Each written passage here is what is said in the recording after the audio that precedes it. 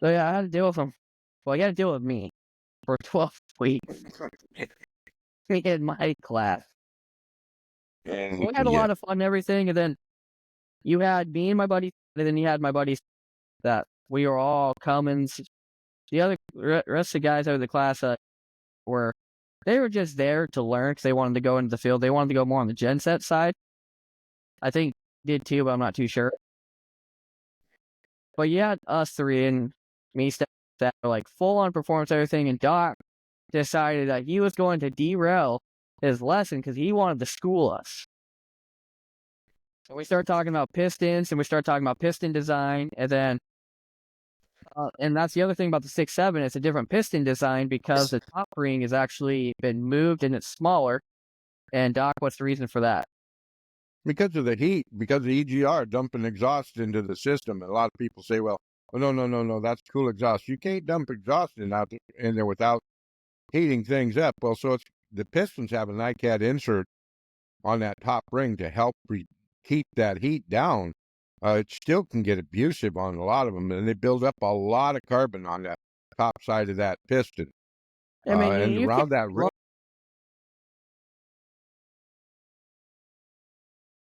Welcome to the Liquid Dinosaur Show. Today's adventure, we're going in about Ram history. Was the Cummins engine the first diesel? Well, we're here to tell you that it wasn't. We're going to go venture all the way back to 1939 to where it began. And to give you this information on this adventure, you're going to be with myself and Doc. So let's get right into it, shall we? Get her in. So 1939, Dodge released an engine called the T84. It was a six-cylinder engine, which, as you can tell, is still our current theme we got going on. Dodge for our research has never used a V8 or anything other than a straight six. From 39, we had the T84, which we had. There's a few breaks into their diesel world, but let's give you some information about the T84, shall we? As we're going through these engines, you're going to find out that diesel compared to gas, horsepower and torque rating, well, not much difference, really. It literally was the fact that diesels were 30% efficient. The problem with the diesels is they do not like the cold. Period.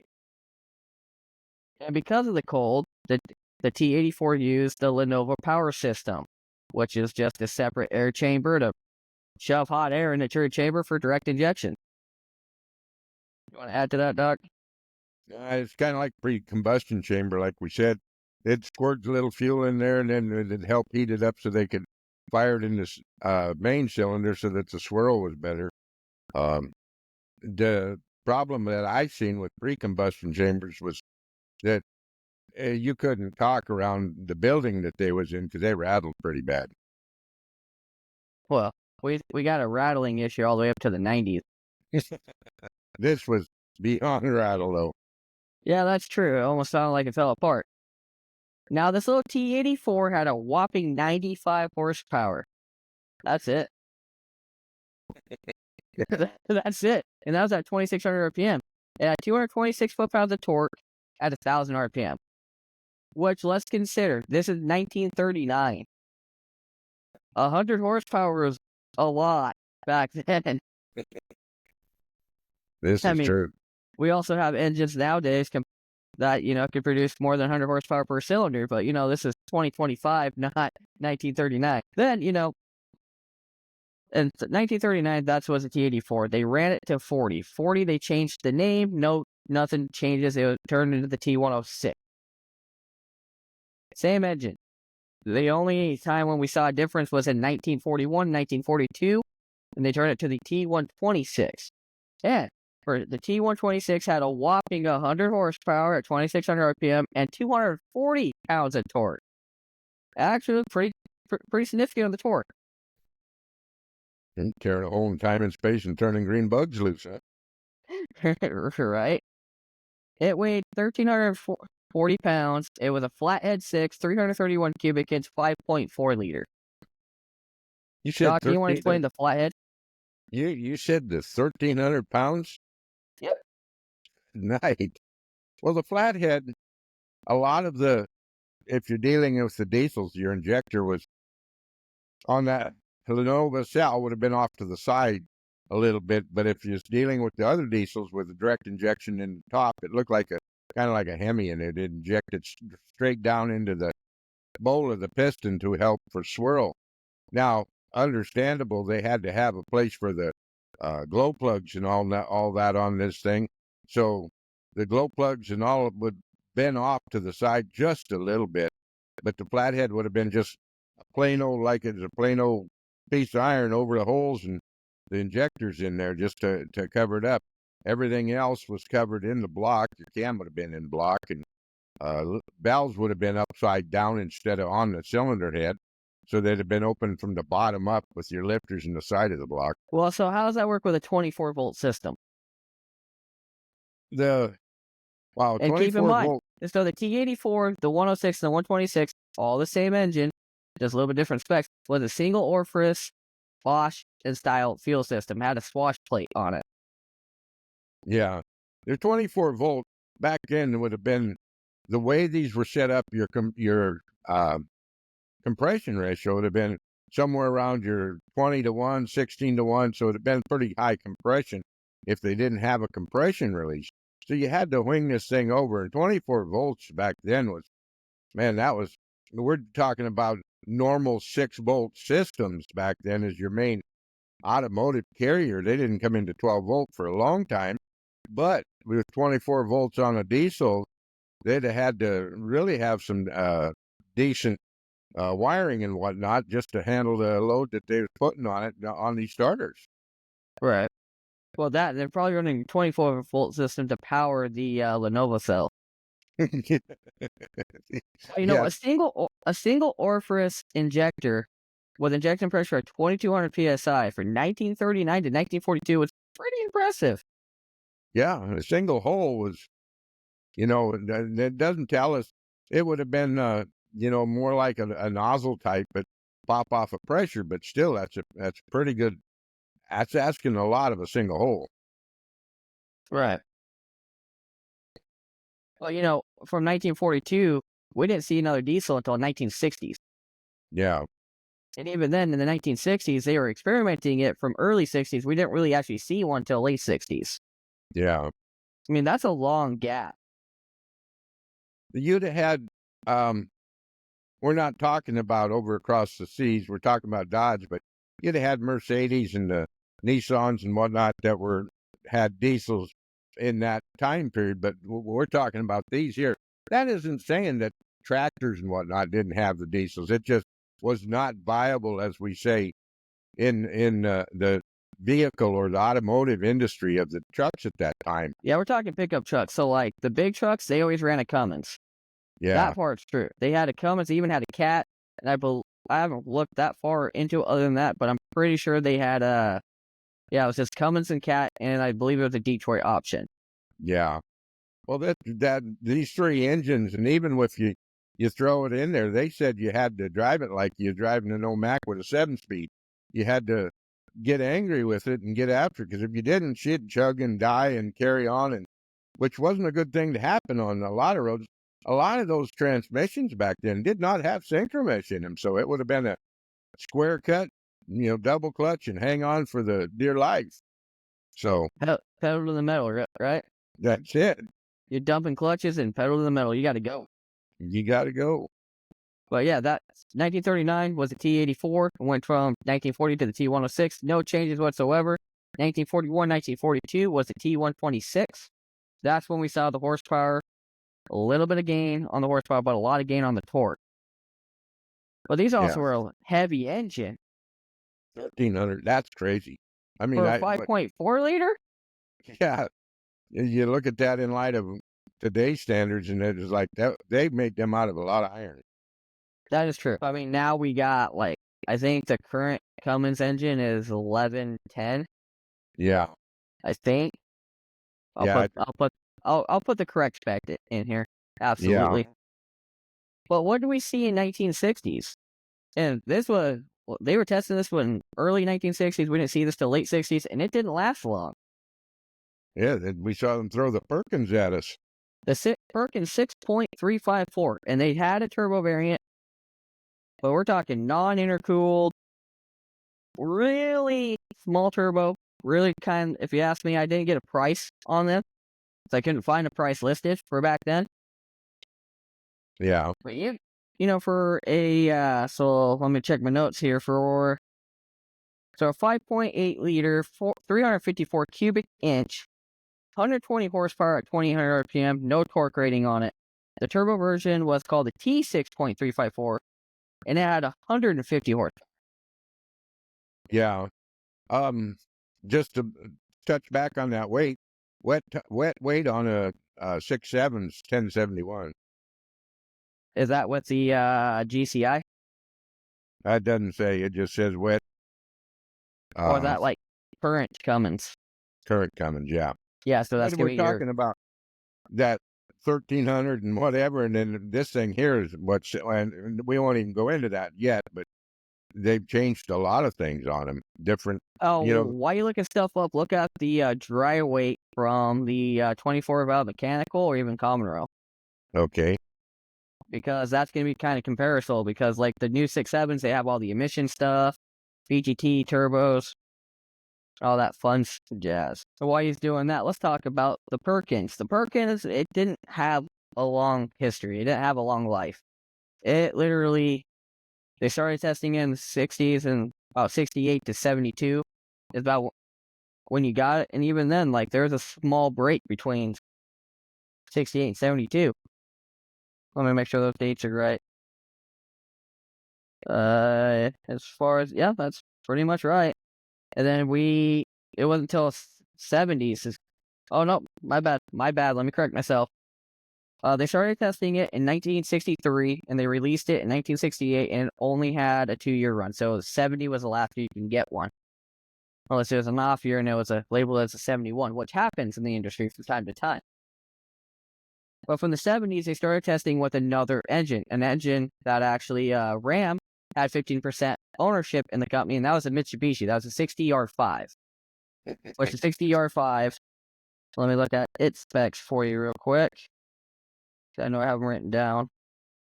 Doc, do you have the specs for it? So, no, yeah, it's right here. So it's a 4-liter inline 6, naturally aspirated non-turbo. It has 105 horsepower at 3,500 RPM and 169 foot-pounds of torque at 2,200 RPM. We're losing power. Yeah. And torque. I mean, that's even considering to like the T84 and the T106 and T126. Yeah. Very comparable. And what were you saying about those 60R5s? I lost track where we were at there. Also talking about just kind of giving the intro to it while you're looking up that dry weight. Well, the dry weight on the 24 was 1150. 1150. So it's comparable. Yeah. But you're also talking 5.9 liters and, over 300 horse. Yeah. Well, we'll get into that here in a minute, because we're about to start having a lot of fun now. You were telling some stories about the 60R5s. The Perkins and whatnot that they had in them things, they used to take those 4 and 6 bangers and drop them in 4-wheel drives, and of course they had the issues with them because the problem is the torque wasn't so much the horsepower. The torque was twisting off drive shafts, and if your differential, the one I run into, the guy had it in a half-ton Chevy, and the half-a-ton rear end didn't really handle the abuse of that Perkins torque, so he had to put a 3/4-ton rear end underneath it. Sounds So like this has been a constant issue. yeah, they get that little Perkins was, you know, it wasn't going to tear a hole in time and space. It wasn't going to win any speed records, but the thing had the torque to pull a house over back then, in the 60s and 70s. So it was impressive for what it would do. And you stop and think that you was competing with the 6-cylinder gas in that era, unless you got a V8 in there. But that was unusual. You could get it, but we're talking about farm and ranch type vehicle where they didn't really give a hoot about horsepower and stuff. Well, then, we had the only reason the Mitsubishi was even a thing because we had the fuel crisis in the 70s. Yeah, the fuel crisis brought a whole different meaning into there, and as we said, as we was discussing earlier, it came about with diesel's doing a better uh, price than gasoline was, and higher C10 rating, and then better availability. That everybody started trying to throw it in there. GM threw in their 350 diesel, which was a nightmare, and trying to stay on that market. And most everybody I know I ended up have not putting a found one forum that talks highly of the C10 diesel. got a friend who still got one in a Blazer, and it's like it's yeah, okay. Everybody would put the 350 gas in there in place of the diesel. Is it Well, even like, even at this point in time, the gassers in most cases have better horsepower, better well, torque than yeah, the diesels. yeah, we had the slant six, and the Dodges was far in advance of that Mitsubishi or the Perkins and whatnot. So it was doing way better than these were, and it was easier to start in the wintertime, and probably new languages were learned around them rough starting old diesels back in. Well, the only reason Dodge kept with it as long as they did is because there really wasn't a whole lot of diesel pickup trucks in the market. That's why they started the T84 program, and then I think it wasn't until like the late 80s, or like early 80s, late 80s is when the diesel pickup game really started to pick up. Yeah. Then, of course, everybody was trying to put one together then. Um, we ended up with, like I said, the Chevy and then the Ford and whatnot. But yeah, it's Dodge. They wanted to be on the market, even though they started that way back, and throwing this stuff together. Well, the initial idea started in 1936, wasn't until 1939 is when it got an actual engine was put in. But it was an in-house made engine, but the fuel system was outsourced. So they just started outsourcing from there. That's why we had the Perkins. And the other reason Mitsubishi came a thing is because it was cheaper. Because we had 15% ownership in Mitsubishi. So it's just cheaper to Yeah, use their engines. true that. And the Perkins and the 60R5, they were all agriculture-based engines. Yeah, and I they mean, and they were they'd just, proved giant turds. yeah they'd proved themselves in agriculture because you didn't need to tear, have something that was going to go 70 mile an hour down through the field. You had to keep everything at a moderate speed when you was running a one or two bottom plow or your disc or your harrow or mower. You didn't want to tear things up because you was going too fast because then you'd have to fix it. So these worked out great in their applications. Well, yeah, they did. Till they didn't, But remember, back then, everybody fixed their own stuff. They didn't take anything into the shops most of the time. right? Only select people did. Yeah, very few. I mean, we're talking farming and ranch. That was just cutting your teeth as a boy, tearing down engines and putting them back together and whatnot. So, Well, you're also talking about a time when all that was in the service manuals. well, true. Your truck would come with the manual, like, hey, that's how you adjust valves, that's how you adjust brakes, that's how you adjust clutches. This is what you look for in this and that and troubleshooting. Yeah, absolutely. Compared to, nowadays where it's like, nah, we don't want you touching it. Just here's when you need to bring it into the service department. And like a lot True of your that. higher end cars, like Mercedes, BMW, and everything, you need a scan tool to even open the damn car. Well, yeah, anymore you do. Well, the hood. Even Yeah, do basic things like wiper washer fluid is underneath the hood, and you need a scan tool to do it. yeah. And like, and these trucks is so expensive nowadays. I love modifying trucks. I do. But if I were to buy a brand new truck, I'm not modifying it. It's going to be under warranty, and I probably will trade it in after warranty, and that's exactly what they want. That's why they're offering lift kits now from the dealerships. Yeah. Yeah, it's crazy. I know I don't wanna buy another one. Well, you have no reason to. That's true. You Yeah, got the '60s and '70s saw a whole different breed of application, and then, you kinda went, gas and diesel and gas wars and crisis and all that stuff. So, it drove that diesel market to where it's at. right. That and I'm pretty sure it's safe to say at this point you had Chevy, Ford, and Dodge. They're all just like kind of like throwing stuff at the wall, see what stuck. That is true. That's very good. That's just absolutely what they did, "Well, maybe this will work." Kind of like the good old joke goes. It's like, will this work? Well, I don't know. Let's find out. I'm pretty sure back in the '60s, '70s, this is what the Dodge engineers were thinking. Yeah, And then I think '85 really proved that too. yeah, I think, and I'm gonna try to line this up so you can knock it down, Doc. okay. So the last year you can have the 60 R5 was 78. So we had a break all the way up till 89. Well, Dodge was experimenting 85, and this is one of those. All right, this is a last ditch effort. Ford wants no part of this.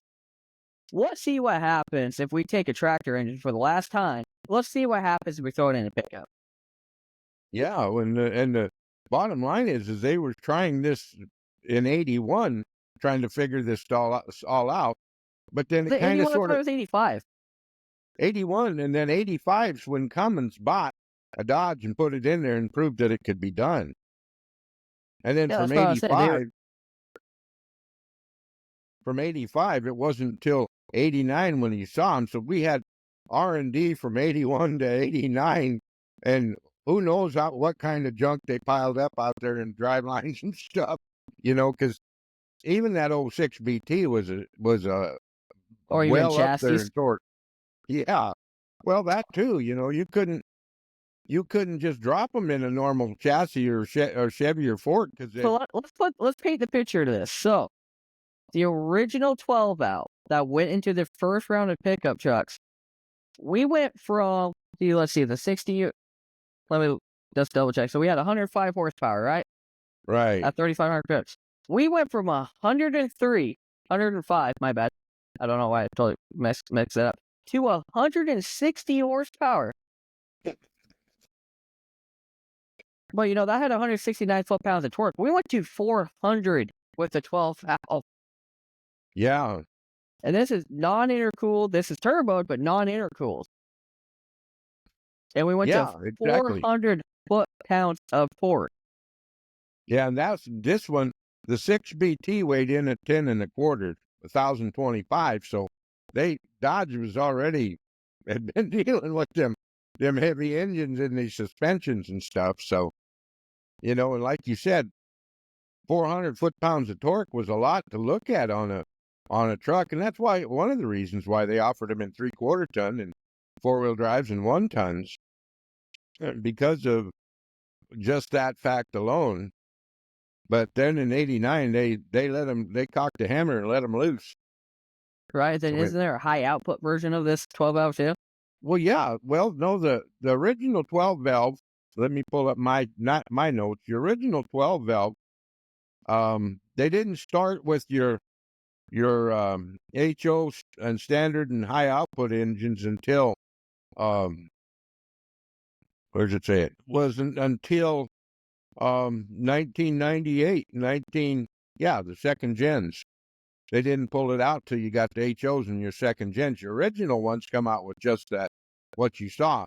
But then they also went away from the 6BT end of the spectrum and went to the 6BTA, Right. which to be after-cooled.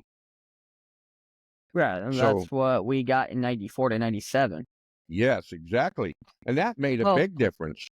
so the 12 valve, so like we were talking about, so the T84 had a single orifice swash style injector with a swash plate at 2200 psi of injection pressure. The P pump It's 3,000 to 5,000 psi fuel pressure, Right. and it's external injector in a nozzle style. And these were pump line nozzle, as we said.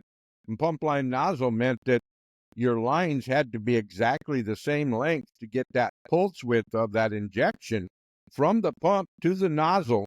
If it varied even minutely, it would change your profile on your injection. So if you bent a line or had one get goofy, you always had to keep those lines as much as possible straight. Pump line nozzle was amazing in the way it worked, but like Ewok said, the thing was very, very susceptible to pressures. And the thing is you didn't want to ding them lines because then that compromised those lines also. Yeah, I've done it a few times. But they, But then that was the first generation of 12 valve. And that was introduced from 89 to 93. From 94, my year, to 97, we had the second version of the 12 valve, which was what Doc was saying. It's a 12 valve. It's a B. What was it? PA. B6. Yeah, BA, which is just after cool. So that means it had an intercooler. So Yeah, now we're not well, just dumping hot air into the system, they and it called it made a the egg. difference because it had Yes. 215 horsepower, 440 foot-pounds of torque. It had new turbo, bigger turbo, bigger injectors, which I believe you said it was a 11 millimeter turbo. Yeah, 11 millimeter. 11 millimeter turbo. And then your turbos, they changed them. Let me pull up my notes. Man, I got my notes all crooked. Da-da-da. The turbo was, would have been a 18. It was an 18 to begin with, and then it went to 21. But then the problem was is they dealt with turbo lag on them. Turbo lag was less. Turbo lag is when you jump on the hammer and it's like we're waiting for you to go. Yeah, us And performance guys call it foreplay. the turbo has to spin to make air to make this thing go. And when you go from a low to high with turbo lag, it's not. We're going to sit here and wait for a minute while we drink our coffee, and that's what it was. And the 21 centimeter was even worse. So they went back to the 18 and it kept it there for a while. They also, on that injection system, they were dealing with the VE styles and the Bosch, and they had multiple years. You could, it was hard to say what pump you'd end up with. It seemed like there for a while because you'd open the hood and you'd expect a P7100, and once you get it open up, and it's like, what the heck is this thing in there? There was a VE sitting in there, and so it was goofy back then, and it's like we said, whatever they thought they could try, they tried, and you were at the mercy of this particular thing. Was Chrysler didn't build these engines, Cummins did. So whatever they ended up with seemed like was what Cummins was going to kick their way. So you never knew until they finally locked this all down and started getting exactly what Chrysler wanted. It's like if you go into Cummins' manuals, they ain't going to give you the Dodge specs on it because Dodge had to add a lot of automotive stuff to make them fit their spectrum and our favorite three-letter organization, the EPA. But this was Nope. No tangent today. all about this, and so you ended up with just some goofy stuff. But I know, like in 98, like Ewok said, 98 to 2000, you had 215 horse on an SO standard output, and you could get 235 horse on an HO. That was 20, we're talking 20 foot-pounds of torque, which wasn't too bad, I guess, when you're looking at. And these are numbers that are offline. That doesn't mean that exactly that truck put that out. It could be way more than this, and some of them were. So we had different horsepower torque ratings. Like we had earlier ones with 215 to 3 1/4. Your compression ratio went up from 16.3 to 17.2, and it was with the 6BT with the pardon me, I say the 6BT with the 12 valve. There was not a great lot of electronics on that one. There, No, it's all you, mechanical. it was all You Now, had our the first round of electronics we saw was 97, which was the 24 valve, right. which the VP So was a VP44. so you ended up with them first trucks. You could bump that horsepower and whatnot with the little screwdriver. Yeah, but that's what the rest of us do. You frown upon it. You had a 12 valve, didn't you? I did. I love that truck. There's guy. Never mind. That's a story for another time. But anyway, you can still find the 6BTAs, and then also don't forget that we also had the 4BTs that were just as impressive as these 6 cylinders, because a lot of those UPS FedEx trucks, run the 4BTs forever before they went to 24 valve. So that little four banger was an amazing little putt on its own. Yeah, because we're going to be putting a B4.5 in the Jeep. It's going to be an interesting little ordeal, but that's a different video. That's actually going to be on our second channel, the Vlog Yeah. channel. But, So for the 24 valve, so not only did we get 12 more valves, we also got 245 horsepower and 505 foot-pounds of torque with the VP44, which was still yeah, a nozzle-style injection, wasn't it? yes, it was. And I got one of them sitting in the yard out here too. But Yeah, that was also when they started going a little bit on that VP44. A lot of people hated that pump, but still do. Still do. It's the most hated one. they needed fuel. This is what their biggest thing. But then, not to dove away from that, but the heat was our biggest nemesis on these. That Still pump is. Still is. that pump tucked in underneath that built-in intake on these trucks, and that was super hot down in there, and it was crazy what it did do. Well, so the VP44 was the first time we saw electronics. It was a distributor-based electronic board with a diaphragm. And, it had, it was a one-chamber pump, and it could do, and there are so many specs online. This is the only one I can find that was consistent. It said 1,500 to 4,600 PSI. That's a lot of pressure for a diaphragm-style pump, especially nozzles. Yeah, and this was about the time that they messed around and took away our decent solder too. That was the one thing with the VP44 is that you'd end up with that heat with these connections would come loose on the electronic part up above, and then once that went, you was done. She was gonna spin but not start. Oh, yeah. And then, like you said, heat is like the killer for these pumps. Excuse me. The P pump, that's like its number one emphasis is heat. It's how to keep it cool. That's why a lot of guys that do high horsepower P pumps, it's just race only. But to go down Yeah, the track or yeah,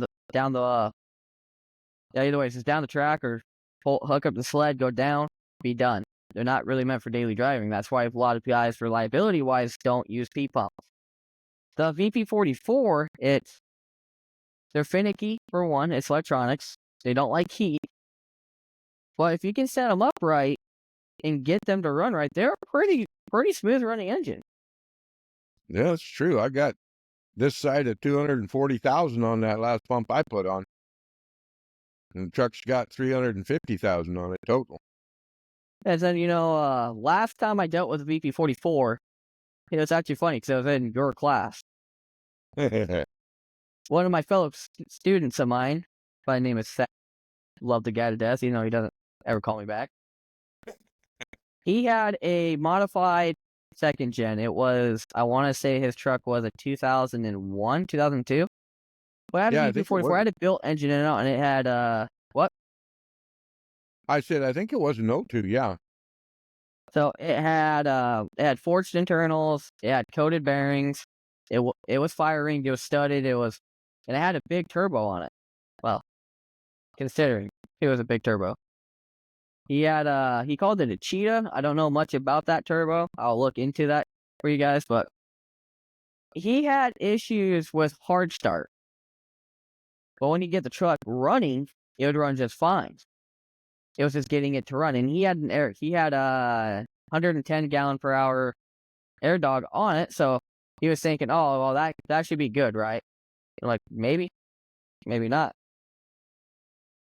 But so we went to Doc and we're like, hey, so we have a hard start, we have all these other issues. What do you think? And Doc's like, what'd you tell us, Doc? Yeah, you need fuel. That No, pump he likes told us. fuel. What'd I tell you? You're like, I are can't you remember. sure you have? Like, so you have supply fuel? Like, yeah, we're good on supply. Okay, how about return? Hold on, we'll be right back. That's right. That's right. We go run Absolutely. out. And I was like, Dad, start it. And he started like, hey, you gotta return late right off the VP44. And it was aerating it. And they didn't like it. That's right. Well, you got to remember that was 4 years, 5 years ago. So Yeah, so forget. that was But anyway, late yeah, 20, early 21.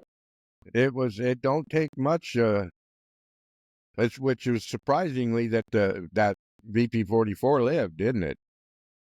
He had to replace it after that, I believe. Oh, did he? It wasn't very long. I know he had to do injectors. Found the one who did the injectors. Yeah, they were unforgiving when they got a little bit of air in them. It was just so funny. So like, we went out, we tightened a bunch of stuff up, got the leak to stop. And Doc comes out of his office. He's like, so what was it? Nothing.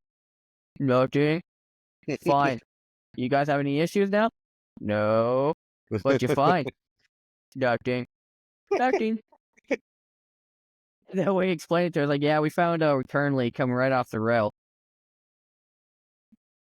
No, coming right from the back of the head. He's like, well, you guys glad you found it? Thad's just like sitting there staring at us like, yeah. But you know, it wasn't, he doesn't have it no more. He sold it. Really? Yeah. Well, if I remember right, that's a 7 psi check valve at the back of the cylinder head to keep your pressure on your back pressure up a bit, so that there's a little bit left in that cylinder head to help for cooling and all the above, right? Right. And But if no, you well, you know, he also was taking advice for so many people, and he had marine style injectors in it, which a marine style, Doc, you want to explain the difference between marine style and standard? water, your marine style are going to be bigger. They sit there and run the marine style. It's like, okay, your automotive is, you got to work through all of the gears and all of the other stuff and whatnot. Where marine, it's a straight RPM base. We're going to go whatever, how big your rooster tail has got to be. And the difference is, I say they're bigger injectors. The difference is we're dealing with a QSB style engine. QSB is the quantum style or quantum series, which meant that a lot of the stuff on the front of the engine and on the buildup are heavier because of the abusive application that these would go in. But with that, your tune would also be on the VP44 different than an automotive style tune. So the one thing and the reason why they went just a little bigger in the injectors was because to take up for what they couldn't do on that tune. Yeah, then you know you got guys in the performance world that would use the same style injector, Yeah, true. and it'd wash out the cylinder. It was not a good day. Yep. He went from 80 horsepower marine injectors, and then he put 150 sack style in it, so like standard style. Yeah. And you know it ran better, but he also had spooling issues because whatever that cheetah was, it didn't like it. And that truck would dump coal. Yeah, it would do it as an idle, it seemed like. But after we changed injectors and we figured out some turbo stuff and figured out his tune because he did have issues with the edge, his edge tuner, we figured all that out. And after he got the new one, the new display, it ran a lot better. It still had spooling issues, but then he ended up going to I want to say an S300 style. Yeah. No, it was an S450 is what it was. And it ran really good until the frame rusted out, then he sold it. Because he went from Colorado to Arizona, and now he's in Kansas. And it just, I guess it rusted the frame out, and the frame was barely hanging on there, so he sold it to some guy. Some guy wanted just the engine and trans. And there goes Yeah. the rusty moot. That was one of the Dodge problems, their body problems, kind of like the dash of the '01. Yeah, you were gonna go on a little tangent about the '01's dash. Yeah, that dash was a nightmare from the word go. In Arizona, or even up there in the cold country in Nebraska, and you shut the door and you hear a crack, and you look at your windshield. It ain't the windshield, and then you look at the dash, and it's like you see the heater core. So yeah, Dodge dashes were not their big suit in that second gen, third And gen. surprisingly, that is. And then I gave you crap for this, but you said that '01 is your favorite one, Yeah, it is. except when you had your 12 out that you traded in for what? Chevy big block, crew cab diesel, not diesel, automotive. Had a 454 in it. You gave up a 12 valve You know. or 454, Yeah. and you Well, regret it. another reason why the 12 valve went is that it wasn't conducive to hauling 5 people around. Yeah, that's true. The crew cab was. Yeah, fair point. But that changed right after the 12 valve Yeah, it did. because we went to my favorite, the third gen. 2003 to 2007.5, we got the legendary 5.9 common rail. Yeah. Want me to go on my tangent, or you want to cover it? Go ahead. At 305 horsepower, 555 foot-pounds of torque, they went to full-on electronic injection system with the Bosch CP3 pump, which till this day is still the dominant one in the industry. You can And, hop these things up, man. You can get 1,000 horse out of a 5.9 like it's nothing. And you can get 1,000 horse out of a 6.7 like it's nothing. one thing about the 5.9, the early on ones, was that they were non-EGR. Non-EGR, that is correct. I have both. Only one runs. I have both. They both runs. Well, just rub it in my face, why won't you? The 4-wheel drive is Mima's, so the old gray duck is mine because she don't look at the hole in the dash. So yeah, I got 2005. It's a 2500. It's a built 5.9 and it has easily over 1,000 horse. It's a great running truck. Needs some turbos right now, but for it being 10 years, well, the turbo are a lot older than that. This truck has seen high performance most of its life. Yeah. And when I bought it from my brother, he was kind of looking at me weird when I told him I wanted to put it back to street use. So we did, and it ran great. It's they got ball bearing twin turbos on them, and well, I got to replace the center section. That's kind of what I'm waiting on. My 6.7 was bone stock. We put a bigger turbo on it, and the downfalls with the 6.7s is you get people that try to daily drive them that do what we call they call stacking chips. It's when you're using multiple different kind of manufacturers to get more power. You can get 15, 20 extra horse if you stack a chip, but you got to do the tuning right. Mine wasn't dual stack. Mine had like 4 or 5 different stacks on it by the time we went through the ECM. Yeah. And well, that truck is, the motor's kind of sitting behind me. And it's got like 6 feet in front of me. Yeah, definitely. We got some plans for it. We're going to do that on the Vlog channel, on our Shadow Source Rec channel. That's going to be a fun one. We're going to do the Jeep deal. But back to me talking on my tangent about the 5.9s. They were non-DPF, non-EGR. Injection system was pretty good on, unless it's an 03, then it's got runaway issues when you start tuning them. Pretty sure they resolved that issue. Don't remember Yeah. exactly what the fix is, but I know they resolved it. And then now you got EFI that you have full, complete control over these trucks, and you can get some pretty gnarly power out of them. Yeah, that's just true. I mean, I was towing with my '05. Probably shouldn't have, but I did. Yeah, they were amazing in what they did. Of course, mine are all pretty much bone stock, you know. Yeah, but you use them for their actual purpose. I don't. Yeah. Well, I will tell you a little story.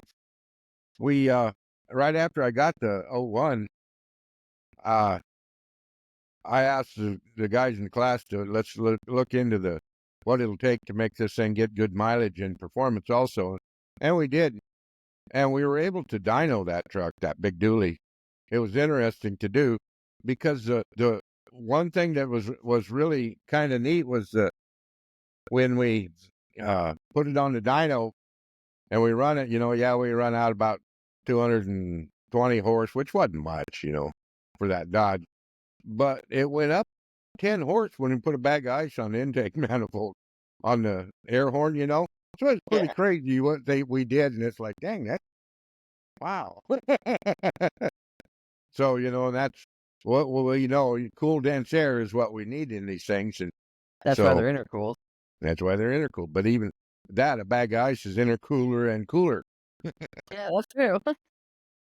So yeah, but yeah, that old truck, she did does good on gas mileage even now. If as I told Ewok, if it sees 50 miles a week, it's fortunate. It's my go get hay truck. So Go get hay truck. Hey, you got the truck to use it. They both have flatbeds on them. that is true. It's the only way to go with them, especially when you got to go over the box. Well, I wasn't a fan of going over the box. Hey, man, my truck's pretty.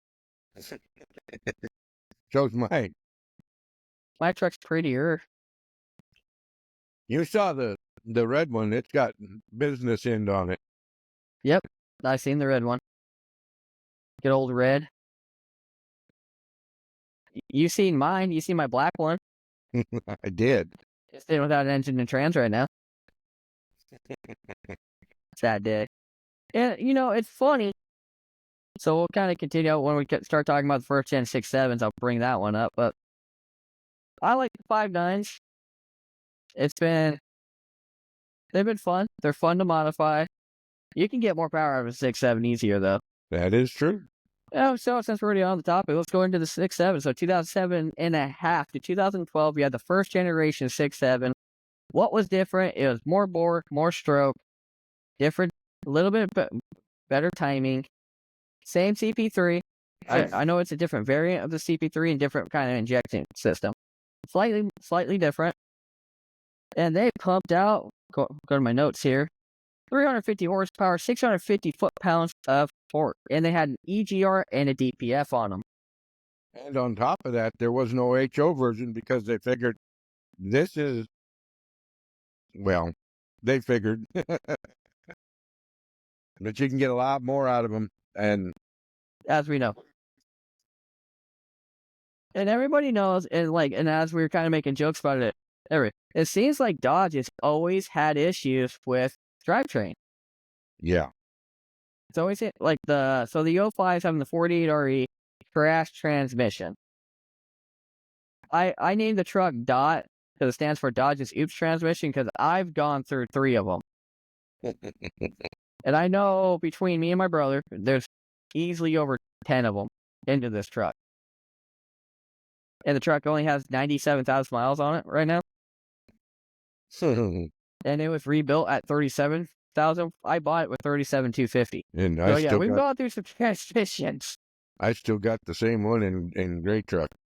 Well, aren't you special? But and there's some things. So like going to school and everything, I had experience and everything, and I went into the industry. I've been around the industry my entire life between the way I grew up with my brother going into full-on performance. Then my cousin's a trucker. My biological dad's a trucker. My brother's dad's a trucker. Then, just all of that kind of stuff. I've been around this stuff all my life. But going to school and everything, like I went in wanting to know more. I wanted to be able to be a better mechanic and being able to understand the systems more.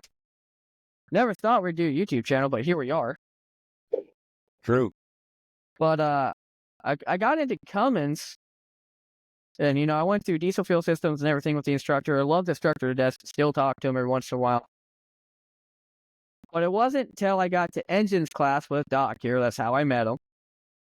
He was my instructor from 2020 to 2021. Had 4 phases with him. There were, what, 3 weeks each? Yeah. So yeah, I had to deal with him. Well, he had to deal with me for 12 weeks in my class. And We had a lot of fun and everything, and then you had me and my buddies, and then you had my buddies that we were all Cummins. The other rest of the guys out of the class they were just there to learn because they wanted to go into the field. They wanted to go more on the genset side. I think did too, but I'm not too sure. But you had us 3 and me that were like full on performance everything, and Doc decided that he was going to derail his lesson because he wanted to school us. So we started talking about pistons, and we started talking about piston design, and then and that's the other thing about the 6.7. It's a different piston design because the top ring has actually been moved and it's smaller. And Doc, what's the reason for that? Because of the heat, because of EGR dumping exhaust into the system. And a lot of people say, well, oh, no, that's cool exhaust. You can't dump exhaust in there without heating things up. Well, so the pistons have a NiCad insert on that top ring to help keep that heat down. It still can get abusive on a lot of them, and they build up a lot of carbon on that top side of that piston. I mean, and you around can't that run ring. hot gas through an EGR if they run it through an EGR cooler using coolant to cool it and expect it to be cool. Exactly. And then the same thing, the exhaust going in there is dirty. It's soot and whatnot. Right. And, and as we know, that alone builds up in an engine, and it EGR brings stands for exhaust gas recirculation, just so anybody doesn't know, that's what it stands for. And how it works is exactly what Doc is saying. So it takes unburnt fuel, which is soot, and it shoves it right back into the intake. It's an engine killer. It's really what it is. It fouls up the intake. It fouls up the pistons. And Cummins knew this, so they wanted to change the top ring and do what they could for it, but they knew they was gonna kill them. Yeah. And yes, deleting does make the truck run better, and it does save its life and get more power, but it's illegal. Yeah. That 3-liter agency we love, you can thank them for that. Yeah, I'll go on a little tangent about the EPA. I'm not a big fan. Not a big fan. It takes its toll even on the big engines, and we're talking about little ones. Your X15, your ISX, your ISL, your ISC, back when they was around, they all took, and the M11 and ISM, and they all took gas because of the EGR and whatnot. Yeah, let's talk about the ISM for a second. I know we're going to derail and everything and not talk about pickups. I'm curious about one thing on the ISM. What would that be? Especially with the EGR variants, why does the rings break as easy as they do? With the ISM, the issue is with it, they didn't change the placement. So they stayed a little bit. If you went from your M11 version to the ISM, they stayed the same.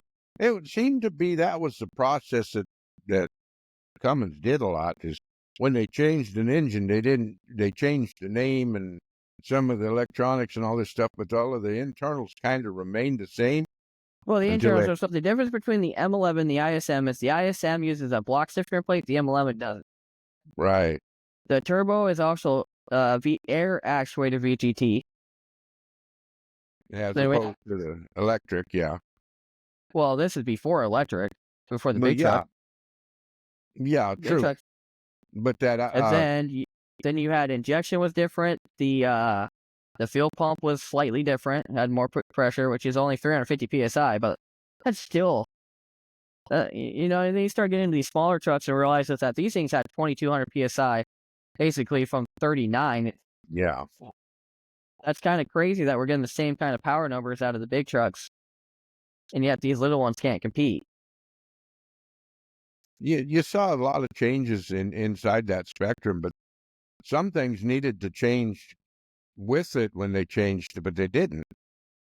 That fuel pressure alone, their injection pressure was from the injector, not from a pump, a pump line nozzle. So, Oh, and yeah, you might have 30,000 psi at the tip of the injector, but okay, I was gonna get into that. So, and that was the biggest difference on the 5.9 common rail is you have a CP3 pump. That's let me check my notes.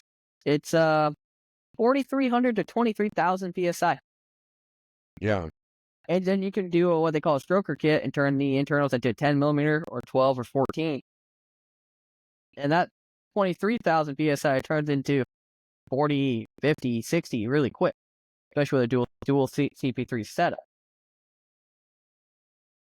so And you once we start get into seeing. like 29 to 21 model for the Rams, I am gonna go on a little tangent. So, yeah, it was interesting what they did to But so, change up Doc, so that doesn't answer the question. Why do the rings break on the ISM? because of the heat. These it was too brittle, too brittle. There was EGR killed them. We went to Do you the think is system. that? Do you think that's where Cummins learned their lesson? I do, but like I said, they didn't change. They didn't have an ICAD insert in this piston to speak of. I mean, it was So a dual. It was a two. Crap. What is it? It's a two-piece piston for the ISM and the M11. right, Pickups are not. They're single. They're single piece. Not to try to confuse anybody, but I was curious about that because I run into a lot of ISMs that have blow by like crazy. yep, There's one in particular that was rebuilt not that long ago, and it's not even has 60,000 miles on it. And it's already got blow by. The moment it heats up, it's up to operating temp. You start that truck, it just dumps blow by, yeah, that's range. and it's just why are the rings so trash? And I think it's because they don't have that die cast that Doc's talking about, and I think it's because they're too thin. Oh, definitely. Because as far as I remember, the ISM never seen a revamped ring design. No, and then on top of that, depending on what year and whatnot, the liners were harder than woodpecker lips, and if the piston rings weren't weren't seating properly, you would blow by there. Well, we do know that the ISX, the replacement to the ISM, had different rings. Yeah, It had way different rings, and it had a whole different piston design. I think that's where they're like, okay, this doesn't work.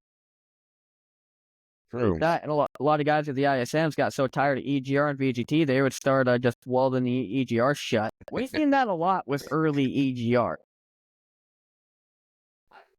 Doc's cracking up. Doc, what are you cracking up about? Oh, I was thinking about the pressure differential on the EGR. Sometimes you didn't have to weld it; they'd plug itself up. Or like early generation EGR for the ISM, it would get so clogged up, it would just fall off. Like, why? Anyways, back to our main topic. Yeah, the Rams. Sorry, guys. So anyway, I had to go on my ISM tangent. these clowns got to the last phase and had to run across either 55-gallon can of whoop ass or country ass whooping. That almost cost me a thumb, pal. Those were the test outs. I Well, you swear. you said you hurt your pinky the other day, so that wasn't my fault. I can still blame you for my thumb. You almost took that clean off. We were doing an X15, doing cam timing and everything, and one of the journals was all messed up because this was a test engine. This thing just gets tore down and re-put back together in its life. And Doc's like, hey, go get me a file. So we start filing out this cam journal. And he's like, don't do this out in the field.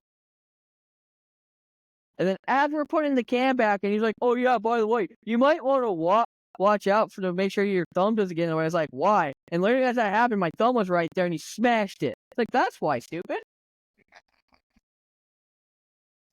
And I'm Yeah, just you kind of got. looking at Doc like, what the hell, dude?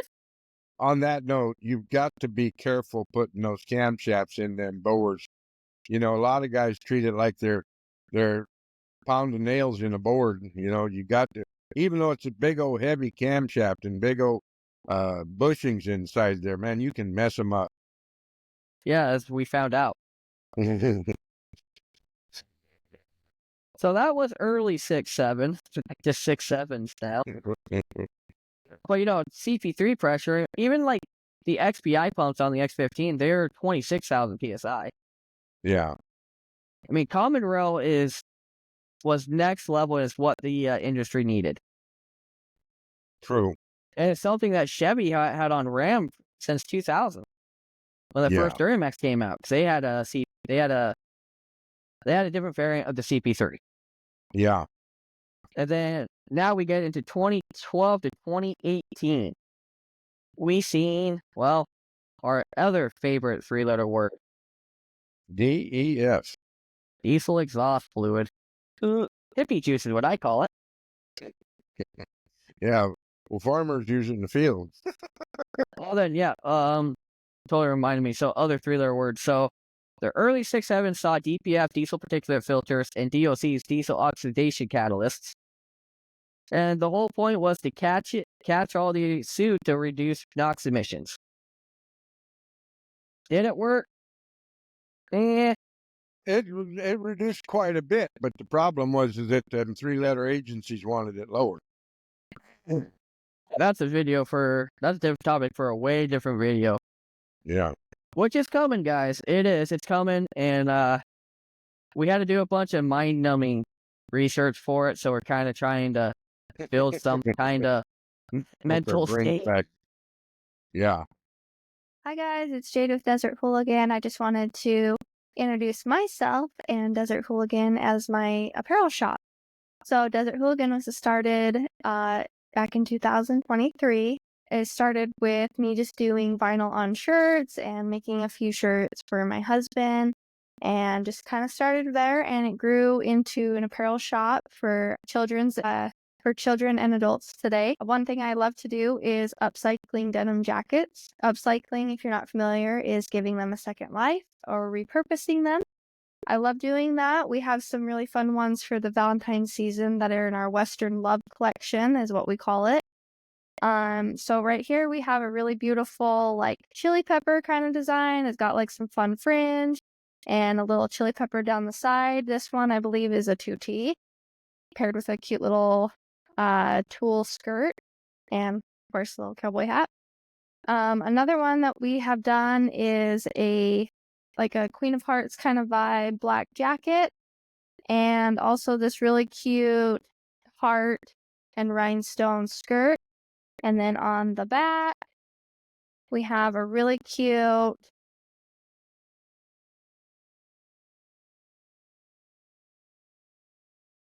fringy little Western vibe design. And then one of our best sellers are these really cute cactus pillows. We have tons of them in the works and tons of them in stock at the moment. We just made these for Valentine's for, again, our Western Love collection. With or without fringe. And then we have these cute paisley pillows as well, with or without fringe. And one of my favorite ones that we do often, here's another one of our heart ones. Another pillow style that we do, we're trying to incorporate bigger styles with these instead of just like these little smaller like toss pillows, is our gemstone pillows and our little gemmy pillows. Originally, we did like the Arizona gemstone pillows, which were really fun. There was turquoise, amethyst, there was peridot, opal, tons of really fun ones. And we have some bigger designs coming your way soon. Desert Hooligan is available on Etsy. We have exclusive designs in Screws and Sparkles, which is downtown Buckeye, Arizona. They have some available options online, but honestly, if you're in the area, it's better to go check it out in store. So again, check it out in Buckeye, Arizona. I also have Instagram and Facebook if you want to check us out there. I have tons of new things coming our way that I've announced and I will announce again. Right now, our collection is Western Love, and we do custom designs all the time. I still work with t-shirts and tons of other things like home decor. I love to upcycle. I love to create things also from scratch that aren't necessarily upcycling. So again, if you want to check out Desert Hooligan through Instagram or Facebook, and again, we have an Etsy. We have a few other platforms in the works right now, but until then, thanks for watching. Welcome back, folks. As you can tell by the advertisement, we have merchandise in the works. We are sponsored by Desert Hooligan. That's what this shirt is. That's our QR code.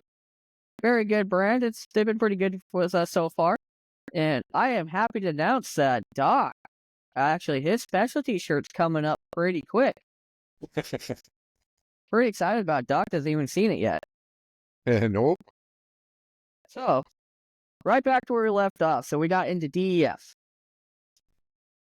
Engine-wise, not much has changed. We did get a little bit more horsepower, so we went.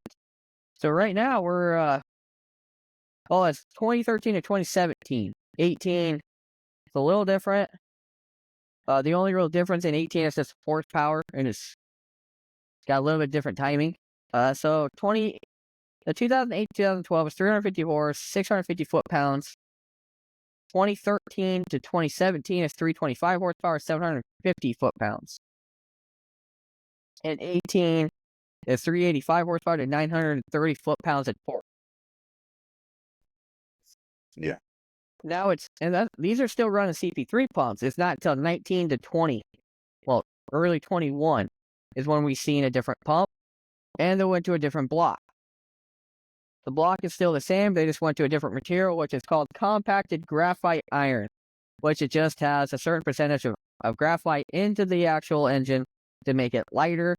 The problem with it is it doesn't like heat. It seems like that's been the whole story, ain't it? Right. It all comes down to. However, they're 370 horse and 850 foot-pounds of torque. We lost power. Yeah. But they have what we call a CP4 pump. Now, a CP4 pump is better for high performance. The downfall to them and why they went back to a CP3 is they are unreliable. 100% unreliable, and they are destructive. Yes. So they are more of a compact style high-pressure pump. They are a V style, and the problem is, so your relief valve is on top instead of the back. So all that pressure's got to go somewhere, and it's just going to go into your injection system. That's where it's going to go. But the CP4 is capable of 4,000 to 30,000 PSI of field pressure. It is a 4-chamber pump. It's compact design, and it's destructive. There's nothing nice to say about it. Yeah, they leave a whole mess of parts. Right, and it's a very expensive fix. Well, and the thing is as we know, we'll bounce back to the X15 when those high pressure pumps went. Remember they had the ceramic pumping rods in there. Yeah, and those suckers, huh? They're injector reeds. Yeah, when they went, those are plungers, aren't they?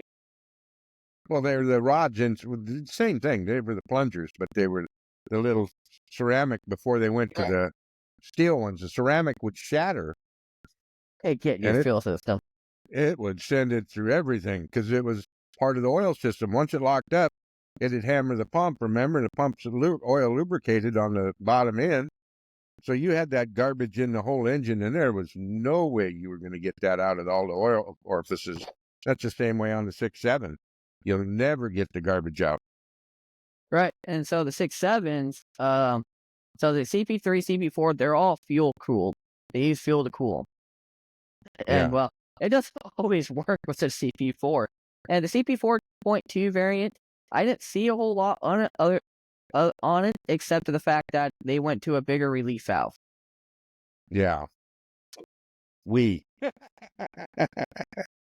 Plus, everybody went back to CP3 anyways. Now,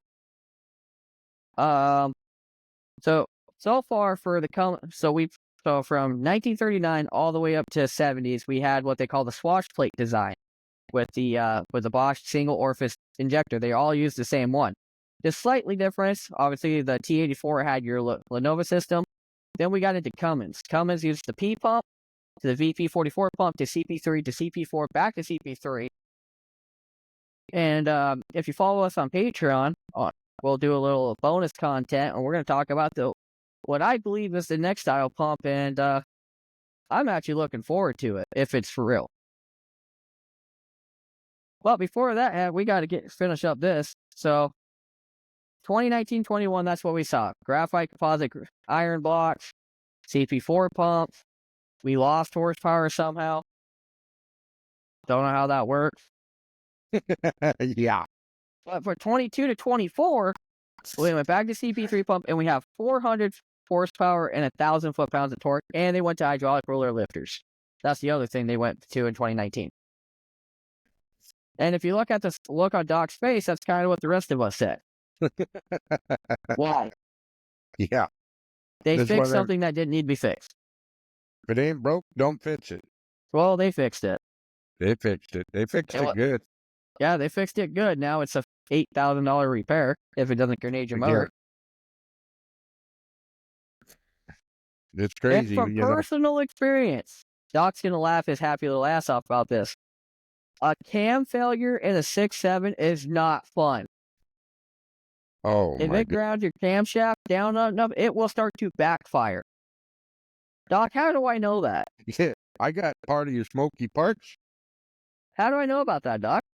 Well, because it happened. It happened to me. That's why my 6.7 is not running, and that's why the block is behind me. And we're saving that for a vlog channel. And Doc, what are we doing to that 6.7 of mine? What are we going to do to it? You're going to make it a stock trailer pulling. Yeah. I'm going to trigger him right now. We're going to let Doc cook on this one. We're going to do a triple turbo, high horsepower service truck. Yeah.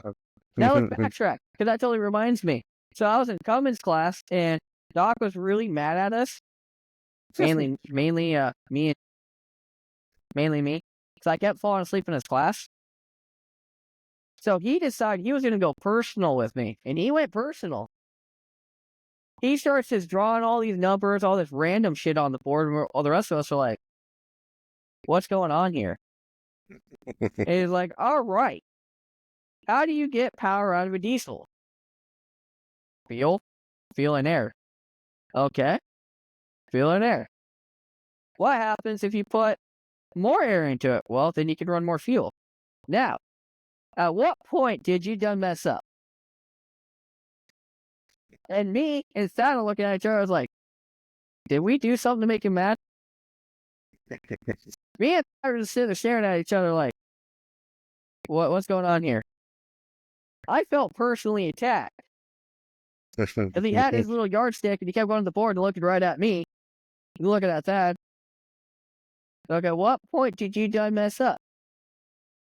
I'm like, well, I roll a lot of coal, but my motor still runs. And you just hear Doc, exactly. You roll a lot of coal. Do you know what rolling coal is? I'm like, no, but I bet you're going to tell me. It's like, you're wasting power there, dude. You're wasting power. What's the point of having that power if you can't even use it, you stupid? And then you walk away. And literally, me and Thad are like, why did he come in here and attack us? I'm confused. Like, Dad, did you roll coal in the parking lot? He's like, not that I know of. Did we upset it? So me and Thad go into the office like, what was that about? Like, we feel personally attacked, and Doc just looked at us and said, good, get out of my office. Do you know how awkward it is going back in the classroom? You see the rest of the class is looking at you like, oh, you guys screwed up. He didn't tell us till like 2 weeks what we did wrong. We were on our toes the whole time. And then we finally get in his good graces again. And then we done screwed that up. Me, Stetson, and Thad had to re-swap a turbo around.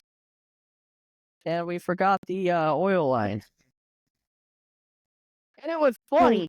Because literally, you see Doc and our career guide and the genset instructor, Montano, walking by. Hey, don't forget to double check. Make sure you got your oil lines on. We're good, Doc. We're good. Fire it up, and it just dumped oil everywhere. And you just hear Doc just come running in and looks at us like, I thought I said don't make a mess out of my floor. And the rest of us are just kind of like awkward, like, damn, we just got in your good graces too. Doc had some fun messing with us. Yup. But don't I kill still you. blame you for the stronger. 6-7. Literally, like second week in class, Doc's like, hey, you know the lift pump is a common fault for those trucks to go out. Like, yeah, I'm gonna put a fast on it soon enough. Yeah, I literally not even like a couple days later started having fuel pump issues. And it just went there. We learned a very valuable lesson out of that whole deal, though. Just because you have experience and just because you've done something a million times doesn't make it the right way, and it's never easy to shortcut the engine. I shortcutted it, and well, I have a block behind me.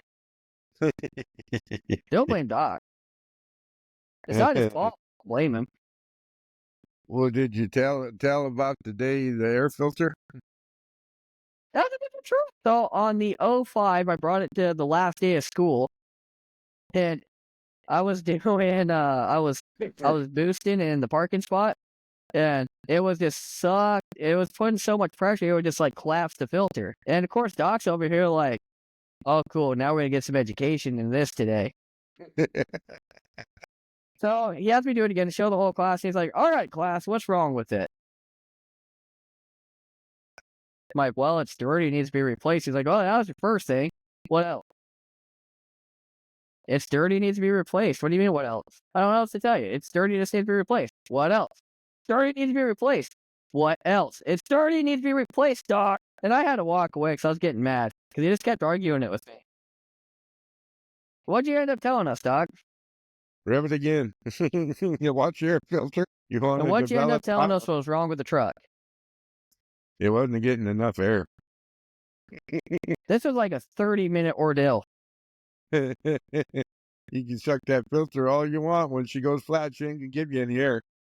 I'm like, Doc, it's dirty, it needs to be replaced. He's like, yeah, you're correct, but that's not the answer I was looking for. And he did this in front of my wife and my kids, too. Oh, yes. And I even brought you Krispy Kreme that day, too. You did. Tried to buy me. And look, he's my co-host. And he still roasts me. Yes. It was worth it. It was all worth it. Not for me. Well, so yeah, that's your RAM history. What else did you find out about the 6-7 platform? Me? Yeah, you're the one who found the information. You get to tell him. Oh, I get to tell him? Well, what part? You lost me. I was too busy laughing at you. And tormented from my instructor, and I graduated from 4 years ago. Yeah, but we didn't teach mid-range back then. That's true. Oh, I was plenty good at learning on my own. Yeah. Thanks, Doc. About Cummins and Rams deal for 2030. Oh. Rumors. Well, through 2030, they're going to have they've signed a deal to keep the 6-7 on board. Don't know what else Cummins is going to plan. That's for Patreon and whatnot for you guys to slide over there and get a handful of that one. But for sure, we know the 2030 platform will still be the 6-7 platform. So. And what did we learn today, Doc? that air filters are important in fuel pumps. What else did we learn? Couldn't resist it. That ever since 1939, almost 100 years ago, Dodge has had drivetrain issues since day one. You know, and this is just the automotive end of it. They were playing around with diesels in, military and whatnot like that. So what we didn't cover, Cummins has been around since 1919. We got all kinds of information going that way when we developed that one. And yeah, that's next so, episode. That's episode 3. It's all about the Cummins history. So a lot of interesting stuff. So come hang out with us some more on the Patreon. We're going to be talking about Ram's rumored next engine. We will be trashing their what I thought, keyword thought, until Doc educated me again, like he always does. What I thought was a lost attempt, but it sounds like, from what we found out, it ended up being like a dodged bullet from Dodge. Dodged the bullet. Dodged the bullet. They had more ramp than Dodge. It sounds like the 126, 124, and 106 version of the, and then the Mitsubishi, doesn't it? Well, and then like the T84, the 106, the 126 was literally the only engine they really ever engineered. Yeah. And it was basically just a copy of the gas engine.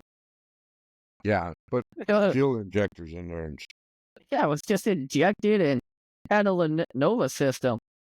The only difference, and the gassers had more horsepower. Definitely. And we didn't see real horsepower and torque until the Cummins came into it. True that. Well, should we close out? Go to Patreon? Yep. You want to close it out? You want me to? I'll get it. Thank you for stopping by and listening in on us. If you get a chance, like and follow us. If you get up on our channel, look up on Patreon. We touch on some mighty interesting subjects up in there. So we enjoyed being with you tonight. Have a good day. Goodbye. Like, comment, and subscribe. And like Doc said, it's going to be a tangent from me and Doc basically telling me to behave. Thank you guys for watching us. We appreciate it. Like, comment, subscribe. We do answer the comments. And we appreciate it. We'll see you on the next episode.